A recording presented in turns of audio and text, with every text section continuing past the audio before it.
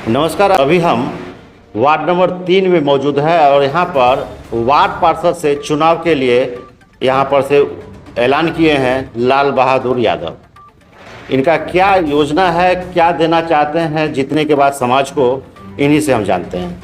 आपका हमारे चैनल में स्वागत है। आपका धन्यवाद। आपको बताइए, आप चुनाव में आप आए हैं, चूँकि आप शिक्षक रहे हैं और लगातार शिक्षा दान पूरी ज़िंदगी दिए, फिर राजनीति में आने का क्या मकसद? देखिए, मैं शिक्षक था और बड़ी निष्ठा के साथ अपने जब तक मैंने शिक्षा विभाग में रहा और हमने जो है निष्ठापूर्वक शिक्षा दान किया और शिक्षक संगठन के भी हम जो जिला सेक्रेटरी हैं और अभी तक मैंने शिक्षकों के कार्य के लिए, सेवा के लिए अपना बलिदान देता रहा और निष्ठापूर्वक काम किया।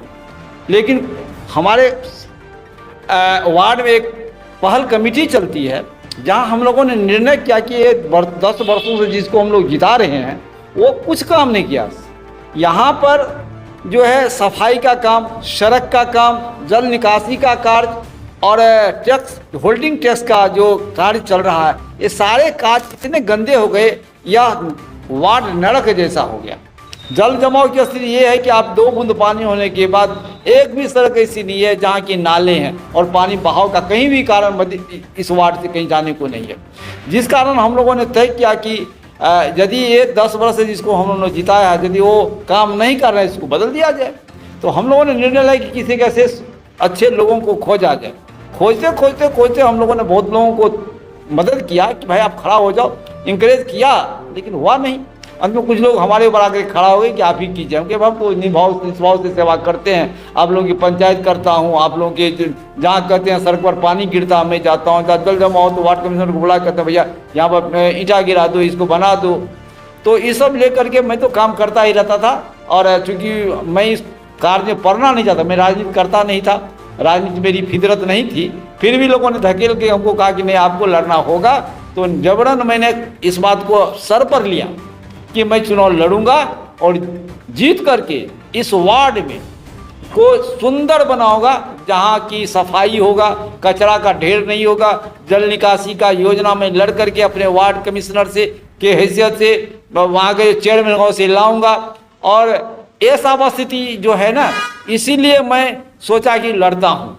अब यह स्थिति भी नहीं है कि वार्ड पार्षद सारे बिकते थे, एक साल में 2 बार 3 बार बिकते थे, उनकी कमाई था। लेकिन बड़ा अच्छा हुआ कि सरकार ने निर्णय लिया कि डायरेक्ट चुनाव करा करके अब वार्ड पार्षद की इज्जत को बचा दिया, वो बिकने से बच गया। तो मैं भी सोचा कि अब लड़ा जा सकता है, अब तो मैं नहीं बिकूंगा। और जो बिकता था वो पैसा उसको रोड विकास के मद का नहीं मिलता और जो विकास मद का पैसा मिलता वो बंदर बाट हो जाता था, वो सारे लोग कमीशन में ही खा जाते थे।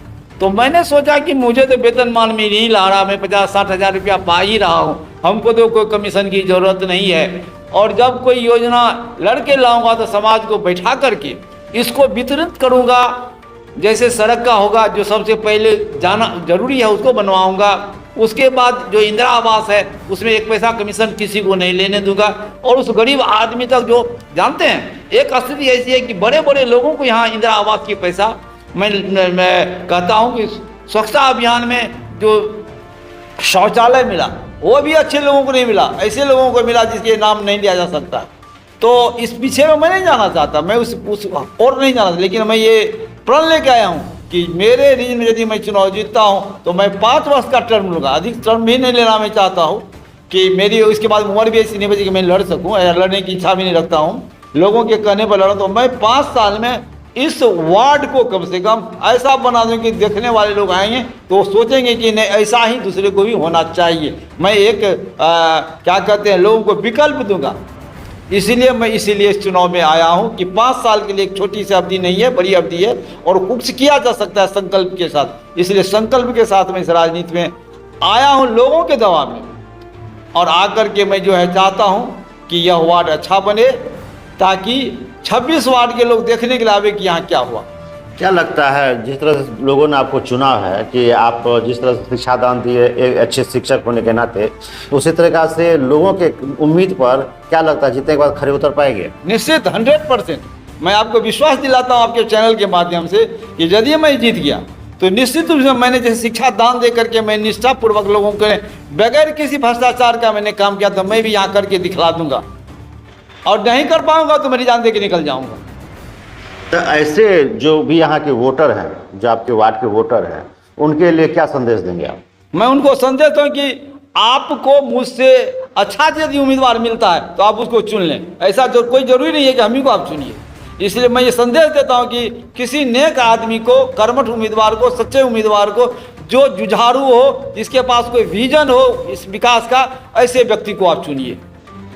यही एक मोटो लेके आप चल रहे हैं? हम यही मोटो लेके चल रहे हैं, यही लेके मोटो चल रहे हैं। हमारे साथ लाल बहादुर यादव जुड़े हुए थे और इन्होंने एक अच्छी बात कही कि विगत वर्षों में जिस तरह से इस शहर का विकास नहीं हुआ है, अगर हर वार्ड के वार्ड कमिश्नर अगर ठान ले कि अपने ही वार्ड को अगर चमकाना है, तो हमको लगता है कि स्वतः ही मधेपुरा सुंदर हो जाएगा। तो बस इन्हीं आशाओं के साथ कि इनका जो सपना है कि मैंने पूरा ज़िंदगी शिक्षा दान दिया लोगों को, उसी तरीक़ा से अब मैं स्वच्छता दान भी दूंगा। लोग आप एक बार हम चुन लें, मैं स्वच्छता दान दे के इस वार्ड को चकमक कर दूंगा। अगर आपको लगता है कि अगर ये न्यूज़ सही है और ये इस न्यूज़ पर अगर आप कुछ भी कमेंट्स करना चाहते हैं, तो हमारे चैनल दैनिक मधेपुरा और मधेपुरा लाइव न्यूज़ पर कमेंट्स बॉक्स में आके अवश्य अपनी अपनी राय दें, और ऐसे राय दें जिससे इनको भी एक सुझाव मिले कि मुझे क्या करना है। बस इसी आशाओं के साथ दैनिक मधेपुरा से और मधेपुरा लाइव न्यूज़ से मैं अमित कुमार इजाज़त लेता हूँ।